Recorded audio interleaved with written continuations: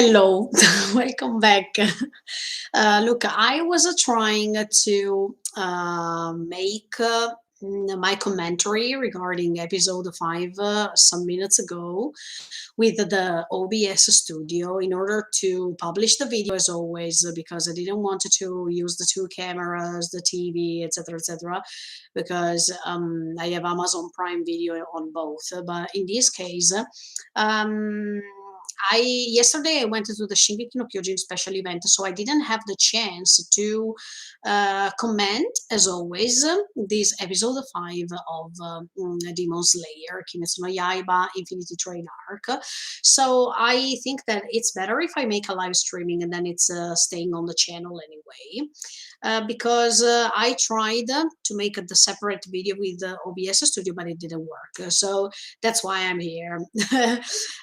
In this case, I'm going to rewatch the episode together with you really quick.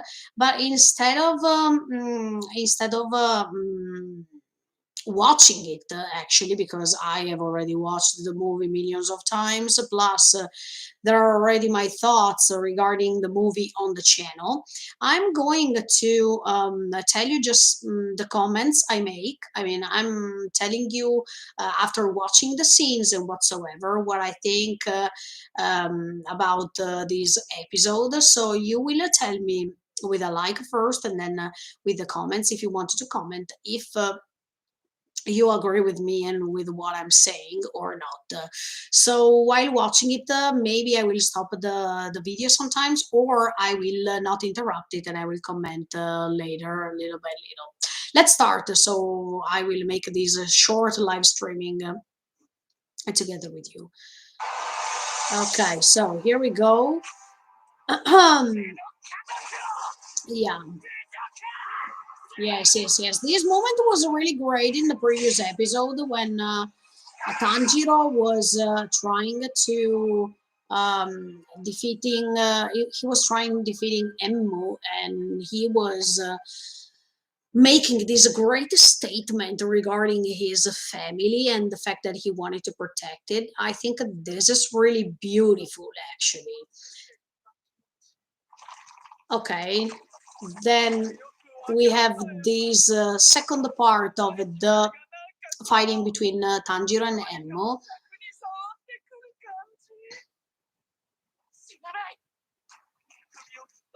No, Shinanai. No, it was too good to be true. I remember that when I went to the cinema, I was thinking the same. When he was cutting the neck of Enmu, I thought, okay, but is the movie finished or is there something else happening?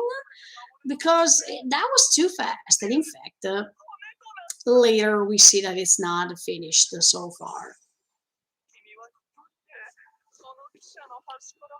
But okay, this is the recap. So this is what happens in the previous episode too. So I'm trying to make it faster a little bit.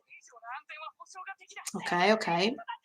And then Inosuke is coming finally. Okay, then there is the opening. I have to skip it for sure because you know what's going on here on this platform. Okay, here we go with the episode of yesterday. So let's go ahead with this.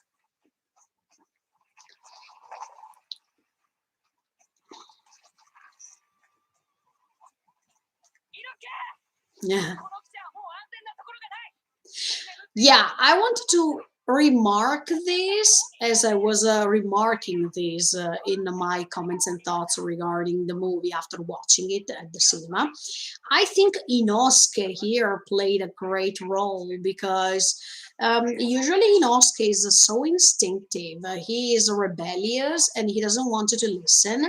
But this makes you understand that in this episode, it was thanks to Inosuke that, for example, they could have discovered where the core of the demon was, or when later he is protecting Tanjiro because Tanjiro thinks that he is inside a dream, but then Inosuke is coming and he's saying, no, look, this is reality, this is not a dream, so wake up.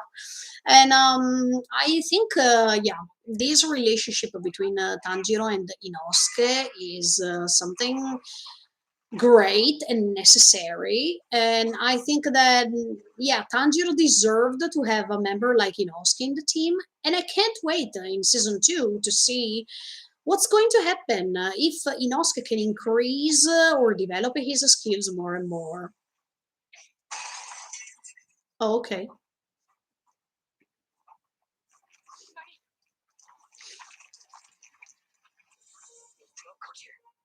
Yeah. Mhm. Yeah. This relationship between Tanjiro and Inosuke is unique and it's really great. I really like that. Let's see.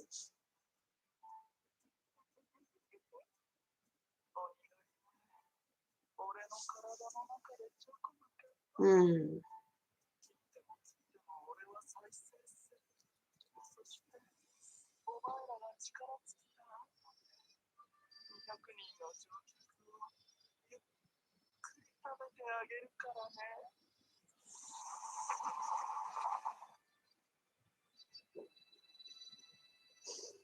Nezuko.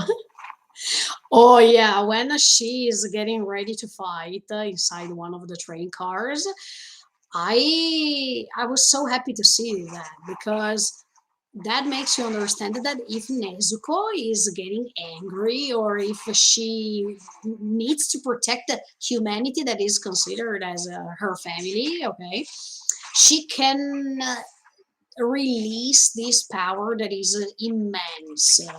And the fact that she is a half demon, half human being, it makes you understand that she is something hybrid. She is something unexpected. And in this case, yeah, even in this scene right now, when she is trying to protect that boy, and in the movie, after the movie, I was telling you, look, guys, there is a scene in which you will see Nezuko trying to protect the boy as if he is one of the members of her family because that Zenitsu. Yeah, Zenitsu is something great, something hoo. And I hope that he will be able to release his Kaminari no Kokyu even while he is awake instead of just when he is falling asleep because yeah, this is the same technique he was using in season one. Yeah, sure. But there are other five kokyu. I mean, there are other five forms of the thunder breath. And I want to see if he really can manage just number one or he can develop one of them. Do you remember Jijan was saying, look, you can develop one form only, but maybe we will be surprised. Let's see.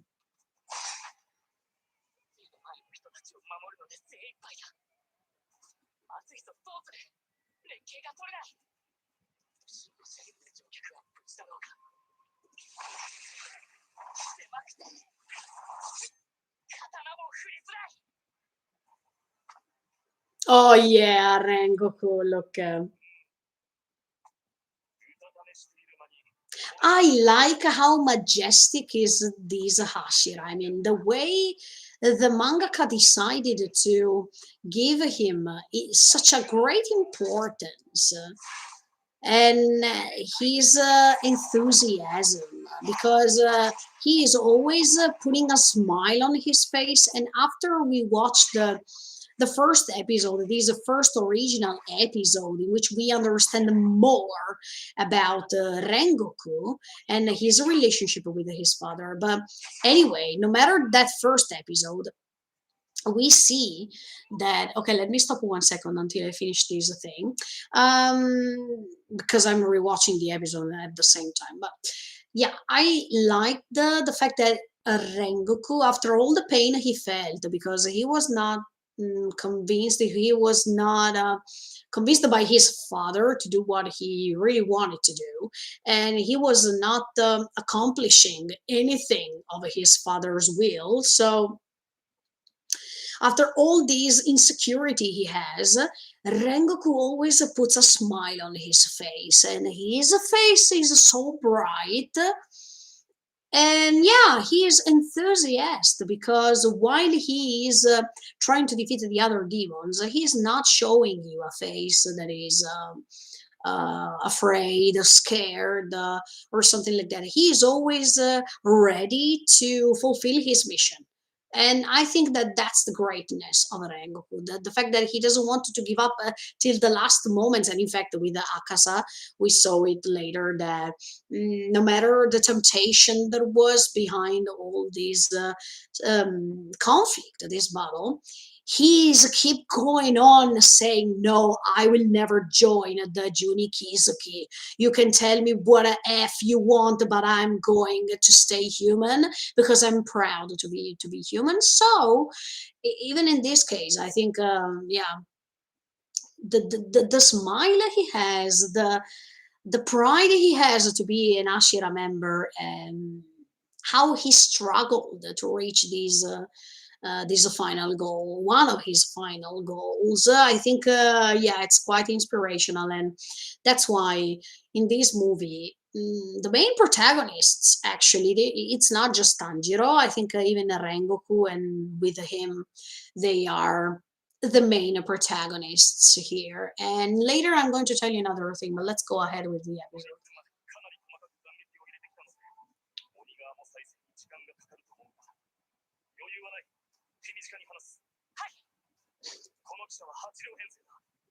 See, look at the face he has.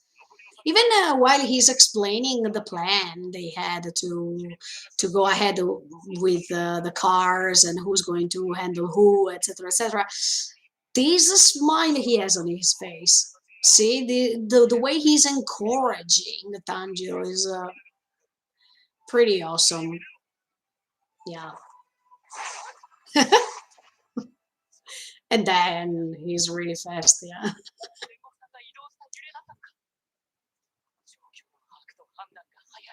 Oh yeah, that's why he's a great Hashira, and that's why I felt so sorry when he lost his life at the end of this movie. I was shocked and I was crying a lot because he really deserved to live more, or to anyway to live longer. Ah, yeah. This is one thing I wanted to say here. When they discover that the core, let's say the main part of the demon, which uh, that is useful later to cut its neck, is the train itself, and the fact that let's say the neck of the demon, that is the first car connected with the other cars, is the main part in which they can find a way to defeat it and to cut the neck. But look, in that case, now, right now that I'm looking, that I'm watching JoJo Part 3 Stardust Crusaders, even in that case, as I was telling you recently, um, Jojo was an inspiration for Demon Slayer. I'm pretty sure of this because look at that. I mean, even here we have the main trainer, the entire trainer that is an entire demon to defeat. That means Enmu. As much as in JoJo Part 3, when we start understanding more about these stands and things like these, the fact that they can embody an entire ship, for example, I now that I'm watching it, now that I'm watching JoJo, I say to myself, "Oh, look, this is another thing that Demon Slayer took as an inspiration from it." I mean, JoJo was a great inspiration for Demon Slayer, or maybe at this point the mangaka loved JoJo so much. Not just JoJo, but let's say that JoJo has many things in common with Demon Slayer, don't you think? And this is one of the things. Yeah, as soon as I remember now that this is the train, and he, I mean. Inosuke, no, Tanjiro is saying to Inosuke, look, the entire train is the demon. This reminds me, Jojo, when in Stardust Crusader Part 1, they have to defeat one of the stands before reaching Dio, and an entire ship was the stand. This is, yeah, this is something similar. And that's why I think, yeah, Jojo was inspirational.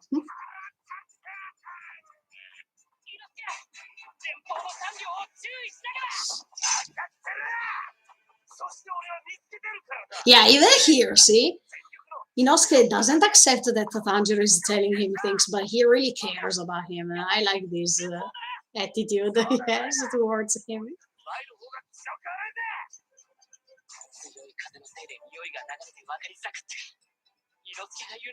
Mm.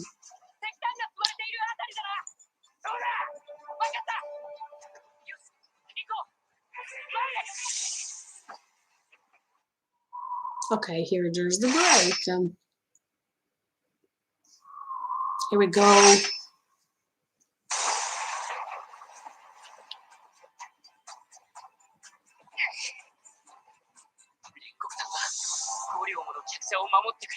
Mhm. And as always, it is a team, okay? The main theme of all shonen at this point is the team. Some of them are over there, some other members are over there, I am here. This way in which they divide their homework to do.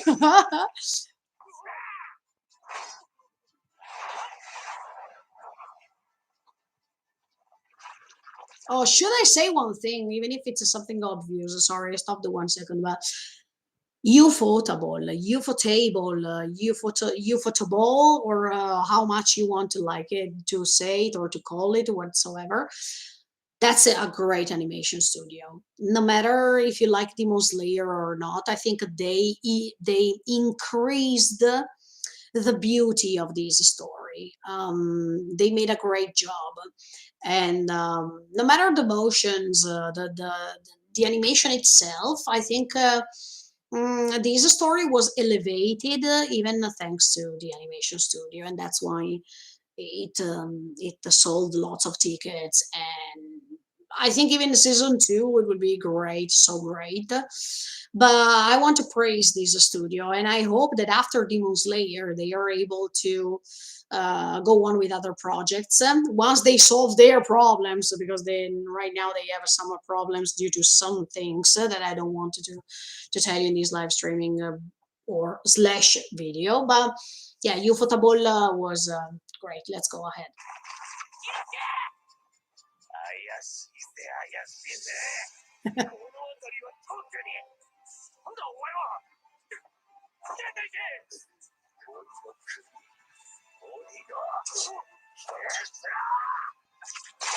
Oh yeah. Ah, yeah, I remember this moment too. Mhm. Then Inosuke here is saying that he has a 7 forms, okay, but he didn't use them all throughout season one and in the movie. So I hope to see the rest in season two and season three at this point, because there will be even season three.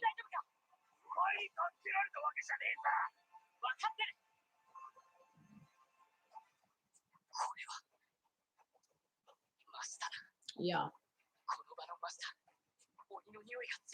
Mhm.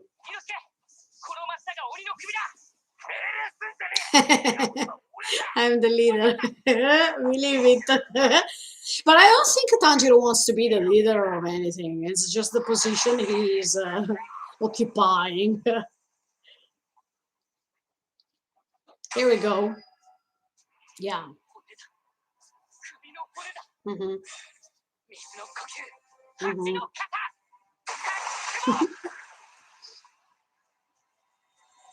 And even in this case, it's thanks to Inosuke, okay? Because he recognized that that part was over there in part one. So without Inosuke, maybe they were still trying to find Enmo or try to find it, and on and on and on.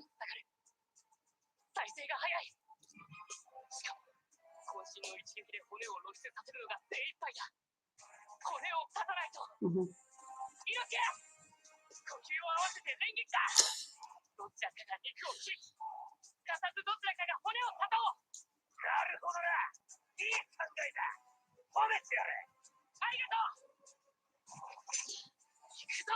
And now when they are going, they find all those eyes, right? Let's see. Yeah, I think so. Exactly. Exactly. Look at this moment. Okay, I stop it here once again so I don't skip anything else. But even in this moment, come on. This, as I was telling you in my thoughts, almost 2 years ago. Yeah, 2 years ago. This is the same thing that happened with the Genjutsu in Naruto with the Uchiha clan. I mean, when in Naruto they were saying, please don't look so much to their eyes because it can happen that you fall inside this Genjutsu and you don't perceive, you don't understand if there is reality or not, or if you are under this spell or not.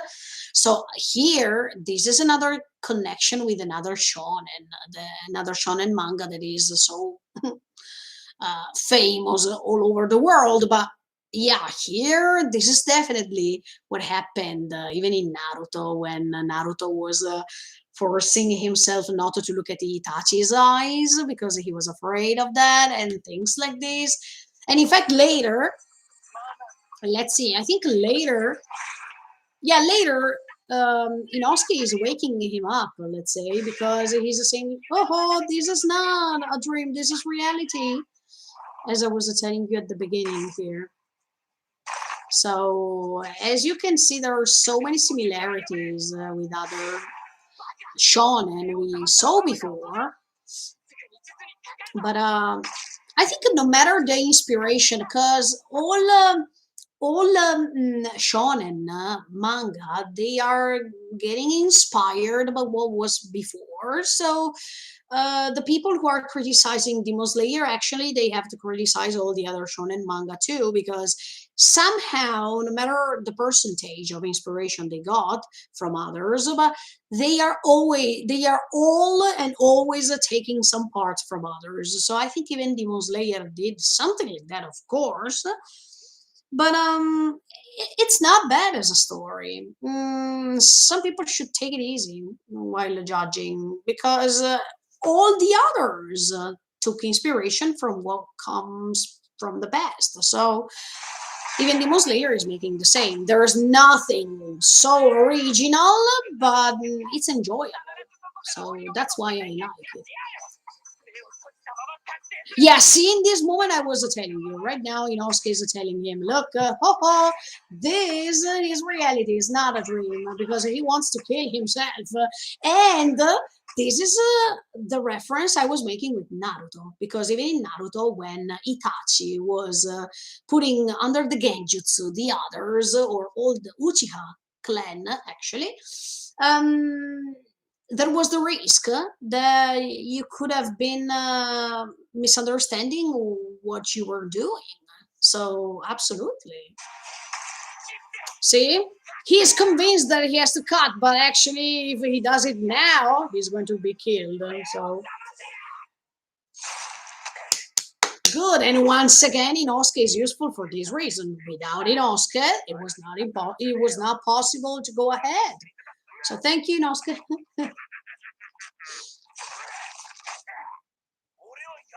Hmm.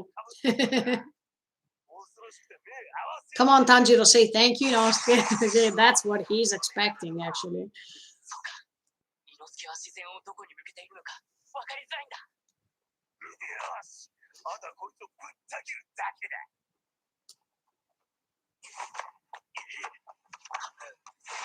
Oh, see, here the controller, the train conductor, not the controller, the train conductor, um, he is hitting Tanjiro because he said, don't ruin my dream" and things like this. Come on, they are all under Enmu, but without this train conductor, Tanjiro would have not been hit, and probably he could have saved the Rengoku too. Hmm.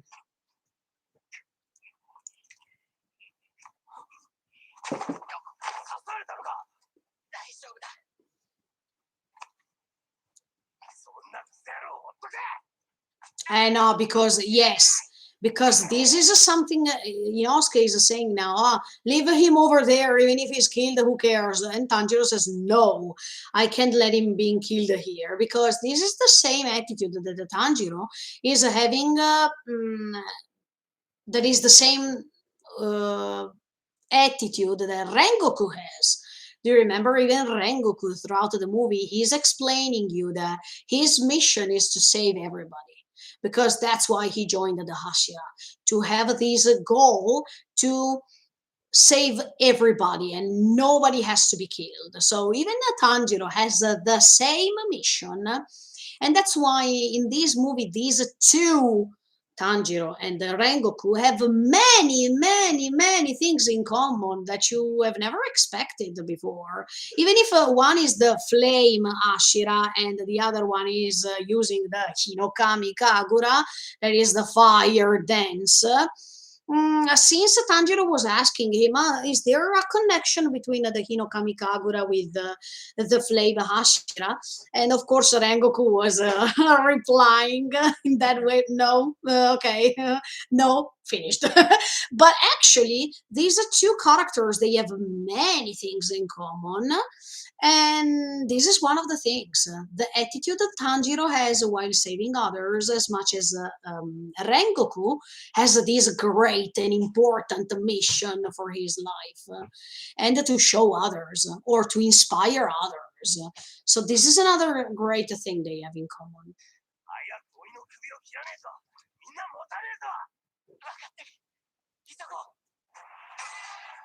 Oh yeah, and now he is using the Hinokami Kagura. This is the time that I was referring in the previous episode. Yeah. Eh, Once again, sorry, I'm stopping because anyway, you understand what happens here in episode 5, but I have to say this. Another thing Rengoku and Tanjiro they have in common is these in common, let's put it like this, but these relationship they have with their fathers. Tanjiro, even if his father is not alive anymore, you see that Tanjiro's dad is always there in the best moments when he needs, when there is this survival instinct that we all have. He is thinking about his father, and even now he's saying, Father, please protect me and give me all the strength I need, as if mm, his soul is already part of Tanjiro, but it's coming out just when there's the need for these. And it's like as if, yeah, his father is living inside Tanjiro's body or something like that, as if the soul of his father is always there, suggesting him what to do, helping him with a memory thing, etc., etc., etc. And in this case, I open another bracket because in many other shonen manga, we see this great relationship between a father and son. We see once for all, let me quotate this once again, Jojo. Okay, I tell you this since the previous episodes. But do you remember in part one, Jonathan Joestar with his father? Oh, they had a great relationship, and even in that case, in Jojo, Jonathan is remembering while he is drowning. He is remembering what his father told him to do while he is in a difficult situation. So there are people who are criticizing a Demon Slayer because they say, oh, come on, yes, at the end when he's dying, he's remembering his father, blah, blah, blah. Even Jojo, even in Jojo happened this. So should we criticize Jojo first because it inspired the Demon Slayer as a consequence? We should be coherent. If we criticize Demon Slayer for this reason, we should criticize even what's before. Or let's pick another relationship of father and son in which there is this sort of leitmotif that means while you're dying, you remember things, or there is an appearance that is coming to save you. Naruto. When he is during the pain arc, he is talking with Minato. for example. So we have so many other examples, and we can't judge Demon Slayer because of these. Otherwise, we should have judged all the others before. But what I'm saying is that there is this survival instinct, as always, that is happening in the last moments of our lives. Or when we are in a hard situation, we always, our brain automatically is thinking what you can do, or what it could be the best solution for you to survive. So I don't find these so bad at all. But if I have to judge it, then I should judge all the previous stories that are repeating the same things. But yeah, going back to the main theme, yeah, this relationship with the father and son, as I was telling you, Tanjiro, whose dad is dead, sorry for this combination of words, but his father is there for him. On the other side, on the opposite side, we have a Rengoku, and Rengoku's dad is still alive, but he doesn't care about him. So this is a oxymoron. This is a big contrast between these two great characters in this movie. And one is not lucky to have his father again, but he feels him here next to him. And the other one, his dad is still alive, but it seems that he is not existing because he doesn't care, because he is reluctant to judge Rengoku in the best way, because he doesn't want to support his son. It's like as if he is dead. So another thing is this that can connect these two main protagonists. And the way Rengoku is handling this situation is so great. And yeah, of course, father and son. We saw in many other stories. Shingeki no Kyojin, JoJo, Naruto. We can say all shonen we want. Oh, JoJo. We will always find a relationship of father and son, even if many times we see the contrary, that means mother and son. But I think, yeah, in this case, fathers are fathers are the look. Even Jijan for Zenitsu, he is considering him as a father. See, so yeah. Or Urokodaki-san, that is another sort of a father for Tanjiro. Yeah, all these figures of the father that are essential even in this story. Yeah.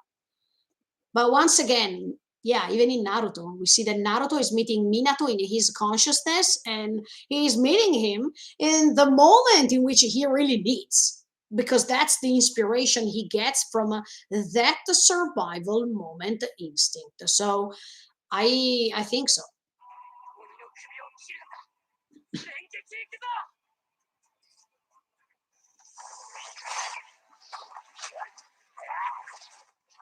Oh yeah.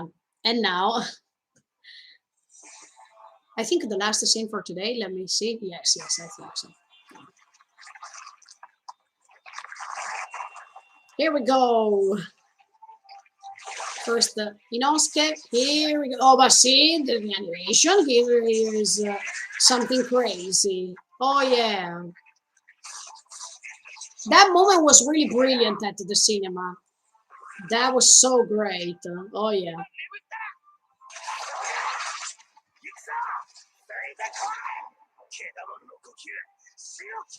Okay, this is the fourth form. Here we go. And yes, see, I told you, Father, please protect me. See? Come on. Kamikaze is so beautiful. Yes. Oh, yeah. Clear blue sky is the form of this time, and this is so beautiful. That is the same he used for Rui. But yeah. And bye bye.